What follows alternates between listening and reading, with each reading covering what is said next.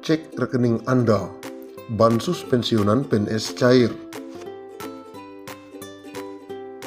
Dikabarkan pemerintah akan menyalurkan bantuan sosial atau bansos taperum bagi para pensiunan dan ahli waris PNS.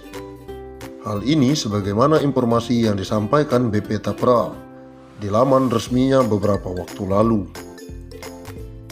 Untuk mendapatkan bansos ini, pensiunan atau ahli waris disarankan untuk mengecek halaman tapra.go.id.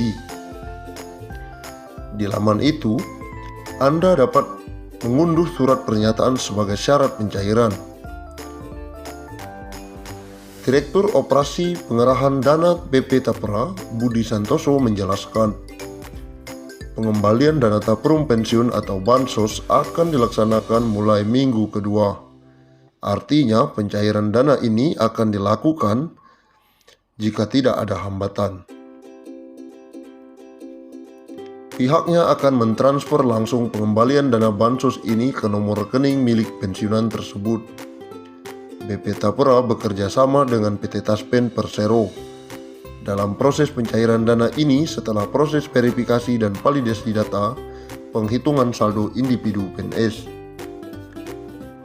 Sebagaimana yang dilakukan oleh PT Taspen Persero dalam melakukan pembayaran pensiun, sehingga PNS pensiun tidak perlu datang untuk melakukan verifikasi ke kantor layanan BP Tapra, katanya dalam pengumuman resmi di laman tapra.go.id. Pihaknya menghimbau bagi ahli waris PNS pensiun yang datanya sudah tidak tercatat pada basis data PT Taspen, proses pengembaliannya akan dilaksanakan dengan bekerja sama melalui perbankan, kementerian atau lembaga, dan institusi terkait lainnya. Untuk proses pengembalian dana taperum kepada pensiunan dan ahli waris tidak memerlukan kehadiran secara langsung di kantor BP Tapra. Namun ternyata tidak semua pensiunan PNS dapat pengembalian dana ini. Ia mengatakan PNS yang pensiun sebelum Mei 2019 sudah memperoleh dana taperum. Bansos taperum PNS yang dikembalikan itu telah memperhitungkan manfaat bantuan yang pernah diterima selama menjadi peserta BP Taperum, PNS Badan Pengelola Tabungan Perumahan Rakyat.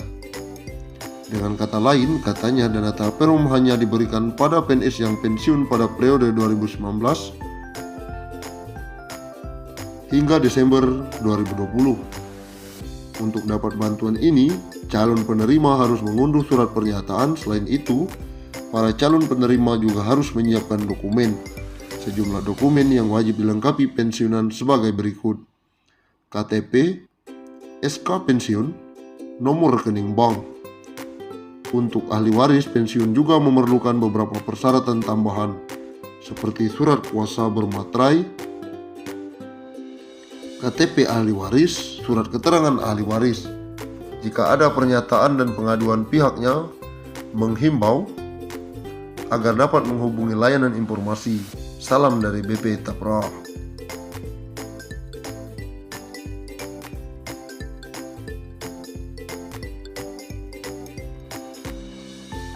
Menteri Pendayagunaan Aparatur Negara dan Reformasi Birokrasi Menpan RB Cahyo Kumolo memastikan dana pensiun PNS akan diterapkan dengan jumlah iuran pasti atau purely funded. Terkait pemberian jaminan pensiun, pemerintah akan melakukan reformasi sistem pensiun berdasarkan iuran pasti, kata Cahyo beberapa waktu lalu. Sayangnya, skema ini belum bisa terrealisasi karena pandemi COVID-19 yang melanda sejak tahun lalu. Pemerintah fokus melakukan refocusing anggaran untuk kesehatan dan bantuan sosial atau bansos.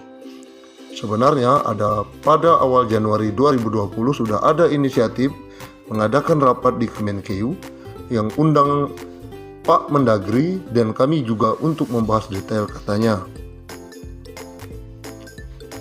Ini tapi karena ada pandemi COVID-19 sehingga konsentrasi anggaran untuk infrastruktur kesehatan dan bansos, sehingga ini belum sempat dibahas tuntas. Perubahan skema pensiun ini dilakukan sebagai salah satu langkah untuk memberikan uang pensiunan yang lebih besar kepada PNS saat habis masa kerjanya. Selain itu, skema terbaru ini juga akan mengurangi beban APBN. Saat ini APBN harus mengeluarkan anggaran sekitar 120 triliun setiap tahunnya untuk pembayaran pensiunan. Pembayaran pensiunan setidaknya diberikan kepada pensiunan PNS, TNI, Polri yang jumlahnya sekitar 3,1 juta orang. Kepala Badan Kepegawaian Negara Bima Arya menyebutkan pembahasan skema pensiun puli pundit masih bergulir pembahasannya di Kementerian Keuangan, namun akan segera selesai agar bisa diterapkan dalam waktu dekat. Skema dana pensiun PNS PSU Go yang masih berlangsung hingga saat ini adalah skema dana pensiun dari hasil iuran PNS sebesar 4,75% dari gaji yang dihimpun PT Taspen ditambah dengan dana anggaran pendapatan dan belanja negara. Sementara dengan skema puli pundit, uang pensiunan yang diterima PNS akan lebih besar karena iuran yang dikenakan adalah persentase dari take home pay yang jumlahnya lebih besar. Sehingga yang pensiunan yang diterima jumlahnya akan lebih besar dari skema saat ini. Skema puli pundit selain diambil dari persentase THP, pembayarannya juga akan dibayarkan patungan antara PNS dan pemerintah sebagai pemberi kerja. Kedepan sistem ini diubah, puli pundit PNS akan bayar iuran sebesar persentase dari THP, bukan gaji, sehingga uang pensiun akan mendapatkan besaran yang lebih baik dari sistem PSU Go, kata Bima. Skema Dapun PNS saat ini, kata Bima, membuat pembayaran iuran PNS sangat kecil karena dari gaji pokok, sehingga saat pensiun mendapatkan tunjangan hari tua sekaligus yang jumlahnya dinilai tidak mencukupi. Menteri Pan-RB periode 2016 sampai 2018 Asman Abnur sebelumnya lengser dari jabatannya sempat mengatakan salah satu negara yang bisa menjadi tolak ukur dalam melaksanakan skema pensiun puli pundit adalah Korea Selatan. Menurut Asman, negara ginseng tersebut memberlakukan dana pensiun sebesar 20% dari gaji pokok, di mana 10% dibayar pemberi kerja dan 10% sisanya dibayar oleh PNS. Skema ini dianggap lebih baik dalam memberikan dana pensiun. Sebagai contoh, uang pensiun yang diterima PNS Korea Selatan mencapai 4.000 US per bulan, sementara uang pensiun yang diterima 350 US per bulan. Tapi catat, mereka bukan memotong gaji, tapi masing-masing pemberi kerja dan pemberi kerja membayar iuran. Akumulasi semua total yang dicadangkan akan dikembalikan saat pensiun, ujarnya mengutip dari CNBC Indonesia.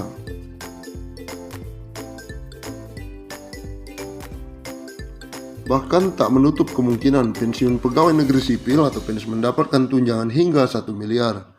Berbicara